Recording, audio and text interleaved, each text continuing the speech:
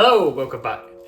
These have literally not long arrived. I actually missed the delivery yesterday, so first things first, just thought I'd do the video. This shoe is just the shoe everyone's talking about right now, and for good reason. We've got the Ascent pack, so we've got the mid launched not that long ago. It was actually launched officially on the same day as the low, however I got these a couple of weeks before if you've seen the previous video. But these ones, there are differences and we're going to go over that and maybe answer one or two questions that you might have about the shoe. So first off, traction is the exact same. There's nothing different about it. It still performs at a high level from what I can tell so far. And the caging element around the outside, this kind of TPU material, which originally I actually thought was curing, but it turns out it's not. But yeah, it's still same kind of pliable, moves with your foot, still gives you a sense of lockdown security, which is really nice. And the materials in the inside are pretty much the same, other than this kind of satin feeling material they put on the inside, because on the mid it's the same as the one that's on the outside, which is fine. I don't really have any preference, to be honest, but it just feels a little bit more premium, which is a nice touch. On top of that, because it's the low, this area here, you can feel the padding a little bit more. On the mid, it's the exact same in a way, but it does feel different because of this material. But both of them feel very snug and you feel very secure, which is great. Now, the main thing about this shoe is the lacing setup, in my opinion, that's really kind of the big difference. It's very easy to put on.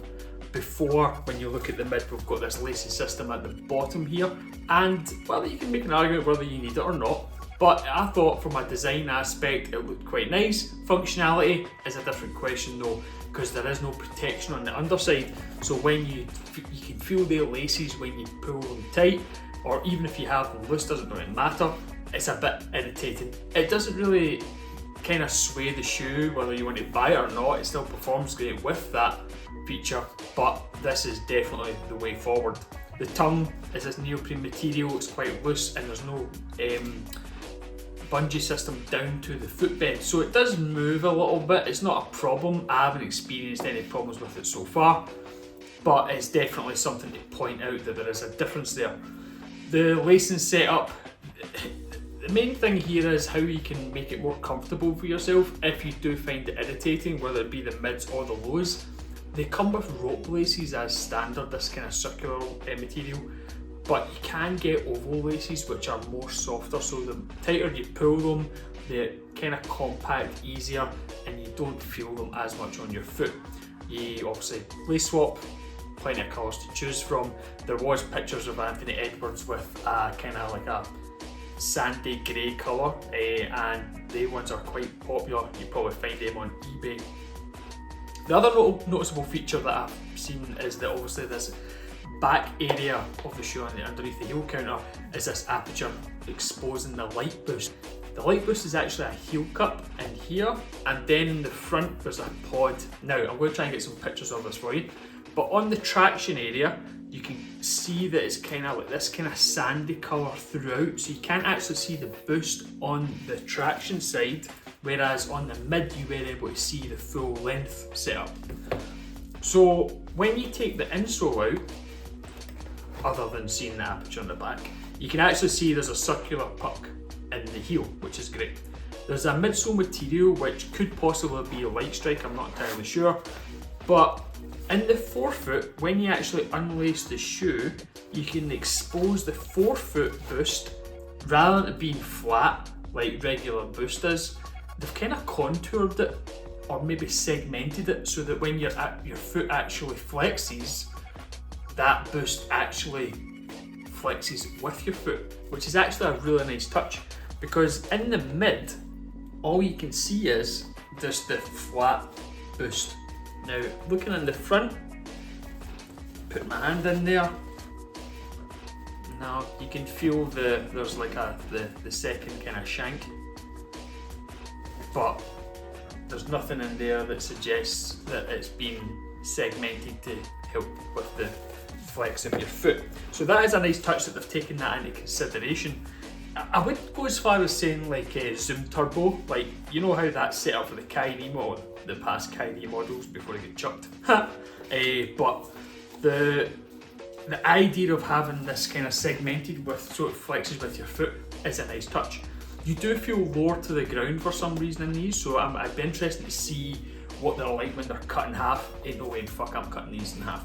So basically I'll wait for somebody else on YouTube to do it.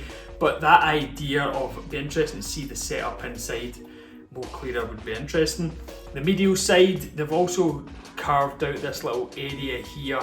Now it does make me wonder, is that to do with the compression of the midsole to give it space to expand, just like they've done with the light boost, or is it there for your arch? Because what I found was in the mids, my foot would get a little bit achy after a while because it is very flat inside. Now when you put your hand inside the low, there is an ever so slight kind of dip. So I'm thinking it could be a bit of both, but they have emphasised this area and that is the difference. It does feel really nice on foot. The top down view, you can see there's this 3M material and it gives it this kind of more plush kind of feeling. I'm not a massive fan of the mids with the New Wave colourway. They've got this kind of felt material. It felt kind of cheap and nasty if I'm honest. It kind of frays as well when you wear it, so I'm quite happy they've put this more kind of subtle 3M material. It just kind of gives it a kind of more smoother finish and it looks better in my opinion as well.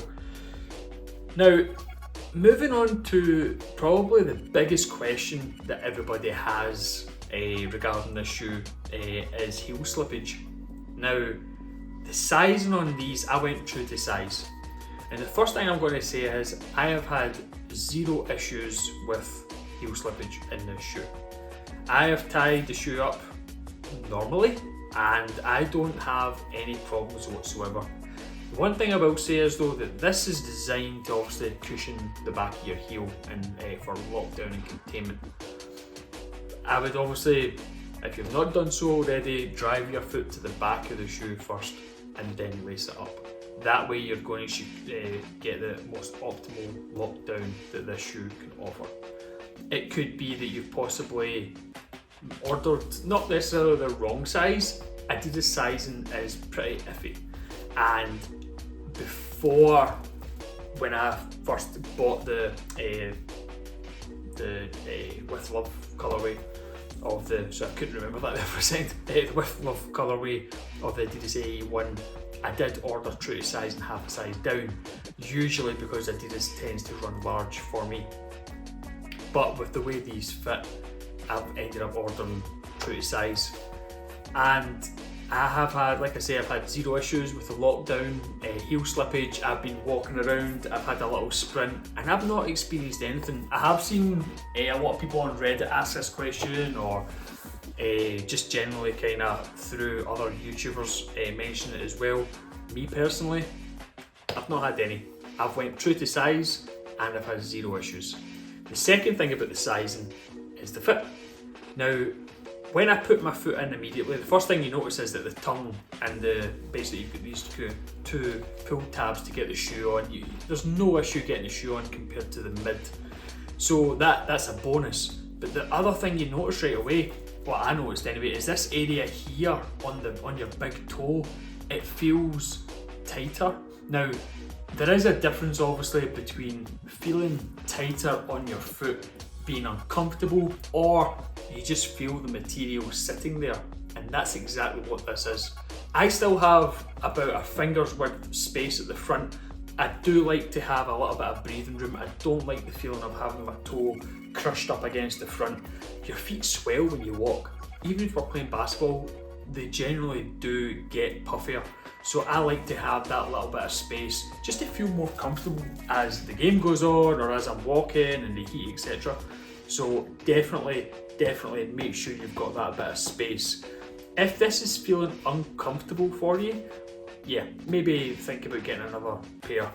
But that's now leading me on to the next problem. These are pretty much sold out. So there is a chance they might get restocked. Knowing Adidas, they do tend to do that quite a lot, like return to vendors from certain retailers, or they might have extra and they're just kind of testing the market, see how it goes. But yeah, like I think these will probably get restocked, so you should be able to get another pair or an exchange eventually, and they're not actually selling like resale value. This is obviously a big thing as well. It's not as popular as it once was with all the ball bags trying to buy and sell all the time. So yeah, like I think right now you're able to get your hands on these for probably a little bit of retail, which is leading me on to my next thing, the price of these. Oh my god, like this is an absolute steal. So we are now talking about this shoe was retailing for, I think, what was it, £100, and these are retailing for £90. So I can't get over how cheap these are and the bang you're getting for the buck. Now, in my previous video with the charcoal pair, I was talking about how this is kind of Adidas have done a fantastic job of taking Anthony Edwards' personality, performance basketball, and kind of bridging the two together, and this is the end result. Adidas have literally just laid down the gauntlet to Nike and other competitors. This shoe is fantastic for £90. If you do not, or you have not tried this shoe, or you don't like this shoe, you're crazy. Go and buy it. Like, this shoe is a great performer, very comfortable, and it just got lighter because that shoe was a little bit heavy on it wasn't uncomfortable, but you could feel it. This has got lighter. If anything, they've probably upgraded it in the sense, and that is absolutely mind-boggling to think about, because again, that was a great shoe. But to get this quality of shoe, basketball shoe, casual shoe, whatever you want to use it for the price is crazy. I mean, this, let's be honest, right? I mean, this looks like a Yeezy inspired shoe, yeah? So Yeezys were going for like 200 odd quid retail. So this is like £90, and this is better looking than pretty much the majority of the Yeezys. It also has a performance element, which Yeezy tried with the Yeezy Quantum, and it was pish. It was so pish. So this is the absolute grail of basketball shoes right now, because Nike are just bringing out regurgitated basketball shoes all the time. No, there's just a lack of inspiration. Adidas are killing it. This shoe is a culture change. It's laid down the gauntlet. It's going to make Nike get their finger out their arse and actually produce something more innovative than some of the garbage they've been releasing. I have zero interest in any other basketball shoe other than this. The only other basketball brand that I'm paying attention to right now, and it's one specific shoe, is the Puma line for the All Pro series. Like, other than these two, like right now, I'm not really giving a shit. I'm in my late 30s. I'm not interested in buying every damn shoe there is on the market. I want quality and I want value for money. This is it. If you can get yourself a pair of these, get them. Now I'm going to finish this video up with one final thing. The thing about the Yeezy colourway was the MX kind of Yeezy bombers. When I pulled these out of the box and I first looked at them, the first word that came to mind was dreamy. When you look at this shoe and the marbling effect on the outside, it's just amazing. Like, in some ways you look at it, I mean, the traction on this one in particular kind of looks like camouflage. Now, I'm a sucker for camo, but when you look at this, it's so nicely done. It's a colourway that can pretty much go with any outfit if you want to wear it casually. From a basketball standpoint, it performs extremely well. It's excellent value for money. You're going to be able to pick it back up again in the future relatively cheap. And I just cannot get over this accent pack, because the two of them side by side, it's just really nicely done. Well done, Adidas. Like, in all sincerity, one thing that's not changed is value for money. And again, this shoe is the future. It really is. Like, Adidas have done something here, and I don't think there's any going back from this. You know, I really believe they've achieved some really great things with the Anthony Edwards line so far, and I really cannot wait to see the future shoes, future colourways of this shoe that are coming out. There's the USA line, there's the mural, there's a green slime, you know, like it's a fun shoe, and it's also a very nicely designed shoe in all elements, and I'm really excited for the next ones, and I hope you are too. So yeah, Anthony Edwards AE1 Low. Thank you so much for all the subscribers. Once again, I really appreciate everyone. We've smashed 400. I'd really like to get to 500 for obvious reasons. Please like the video, it really helps the channel out, and if I get any more colourways of these, I'll be uploading and sharing my thoughts. Any comments you want to make about the shoe? Please, let's chop it up. I'll give you as best advice as I can, and until next time,